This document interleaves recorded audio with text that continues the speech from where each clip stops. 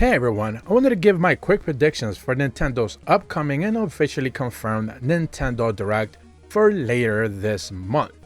And honestly, I'm just shocked that it's taken Nintendo so long to finally get another Nintendo Direct out there. I was surprised when someone told me that the last Nintendo Direct that we got was back in September of last year. So it's certainly been a long time, and they have a bunch of brand new games to go ahead and reveal. So in this video, I want to try to divide it into 3 separate sections. I'm going to be leaving timestamps so you can skip to the part that's more relevant to you. First, I'm going to do obligatory mention. These are games that essentially have either upcoming DLC, we're going to get a brand new trailer revealing a release date or something along those lines, but these are relatively well-known games. The second one are going to be games that have already either leaked or something that we have been expecting to hear from quite a while. So essentially not confirmed, but kind of unofficially confirmed. And lastly, all brand new games, complete brand new reveals, things that we haven't necessarily heard rumored or announced or anything along those lines, most likely first party related. So first and foremost, I want to cover the 3 games that I think we're just going to get obligatory mentions that are all just expecting more DLC. And the first one is, of course, Fire Emblem Engage. This one just dropped just relatively recently. We are already aware of a season pass becoming available, but plenty of more content will become available through the season pass. So Fire Emblem Engage is already doing relatively well when it comes to sales, and more DLC is expected, so they should be dropping at the very least a 15 to 20 second teaser showcasing even more DLC. Along the same lines, Splatoon 3 DLC should be also coming. They haven't necessarily done anything since the big event that they had. I know they just recently announced another like Splatfest that would be like candy related, but as of right now we just don't necessarily know any sort of like big batches of content. So they really need to do more for Splatoon 3. They seem to just kind of put that game out there. They haven't necessarily supported it as well as they should have, and there just seems to be continual drip feed content, which I don't necessarily think players are too happy with that. And the last one is, of course, Xenoblade Chronicles 3. This was a very massive game towards the tail back end of last year for Nintendo. One of the biggest releases that they had all year long, a highly regarded title, and also one that was nominated for Game of the Year. So for them to close it out with amazing, DLC should be pretty much highly expected.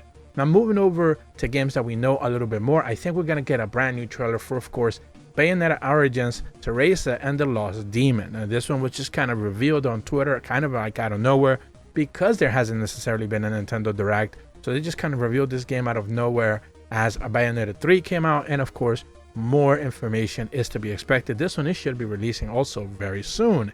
And lastly, a game that we have kind of been just waiting for years now at this point, Advance Wars 1 and 2 Reboot Campus finally get an official release date later this year. I believe there was a store listing recently that kind of like mentioned, I believe March or something along those lines. So at this point, we're just waiting for the official release date so this game can finally be put out of this misery in just status limbo. I'm sure the physical copies have been printed for years now, and they just simply have been sitting there waiting to be sold. Now moving over to games that we are expecting to be revealed, but we know a little bit of, Final Fantasy 1 through 6 collection from Square Enix. This is a game that we now finally got a confirmation from for the Nintendo Switch. What we do know, and I put up a video about this a few months back, we did get a couple of brand new looks, screenshots of the brand new text, the brand new, like the way the game is going to look visually on the consoles as opposed to the PC side of things. The physical announcement of this game was just a hell of a mess from Square Enix. They kind of butcher all that together. So maybe they could get a do-over. Maybe they could reprint more copies. And of course, the digital copies of this game are just going to be selling like crazy, since Final Fantasy 1 through 6 are fantastic games, and they're finally going to be coming to console, hopefully retouched up with more content this time around, and of course a better interface. Now one of the games that was originally leaked through a store listing is Batman Arkham's Collection, and this one was leaked originally, I believe, somewhere around March or even late February of last year. So this one has been a long time coming. Batman Arkham Collection, I think on other consoles, has been out for a few years now, and there's just simply no Batman Arkham games on the Nintendo Switch for whatever reason, but now I think it's long overdue. This one has been rumored for quite a while. I think most people forgot about it, and it's finally overdue to finally release onto the Nintendo Switch.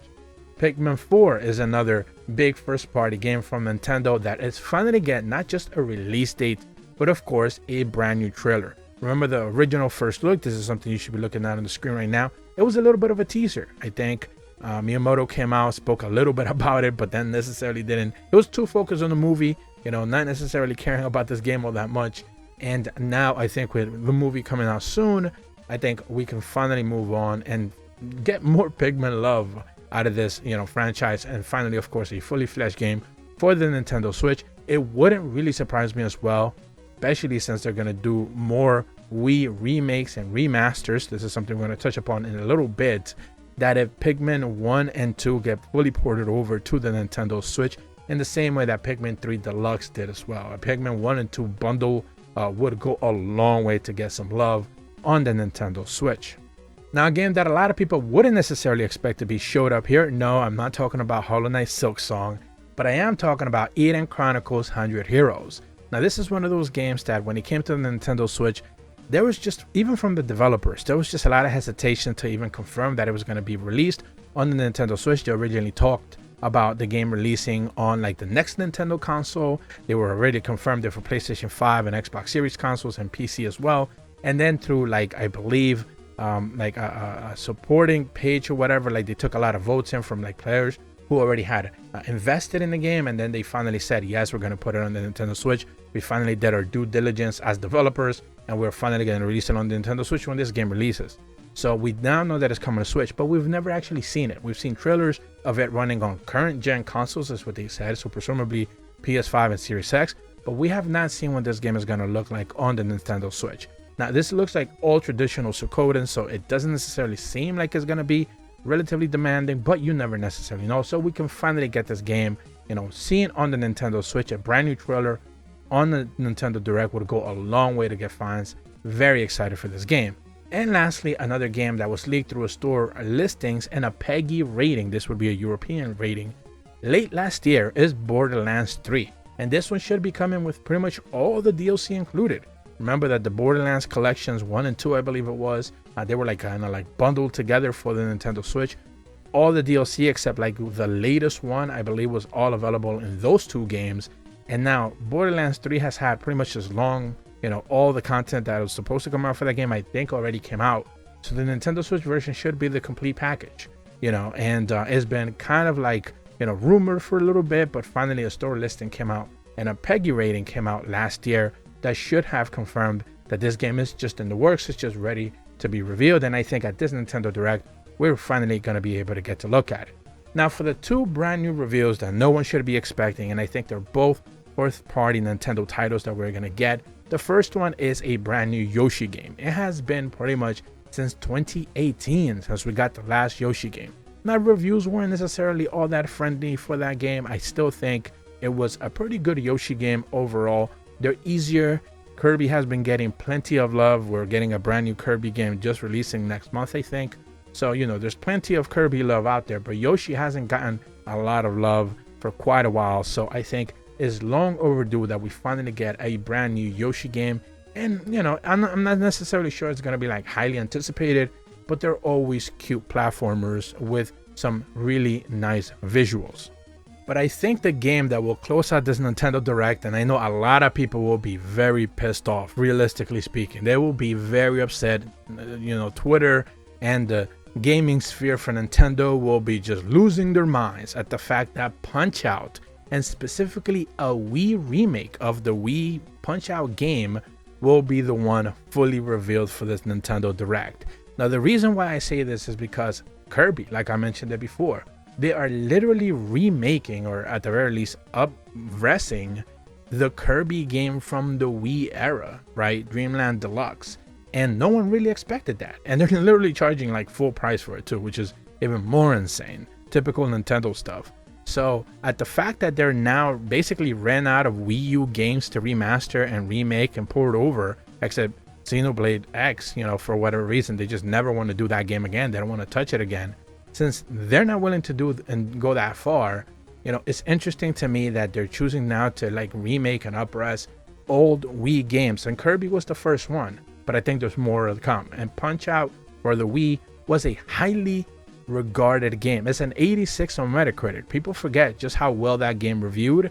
Punch-Out is still a fun game. It's perfect for the Nintendo Switch, but they just haven't necessarily given it the love that is due, and I think we're finally ready to see more of it. So yes, undoubtedly, if they were to close the Nintendo Direct with a Wii remake or a Wii remaster, people will be pissed off. They would be hoping for more Zelda, Tears of the Kingdom, but realistically speaking, they can literally host their own separate presentation. It doesn't have to be a Nintendo Direct. It can literally be a Tears of the Kingdom Direct. They can host that at any day of the week, at any time, and everyone will be tuning in because everyone wants to see that game. So that game doesn't necessarily need a Nintendo Direct to be shown.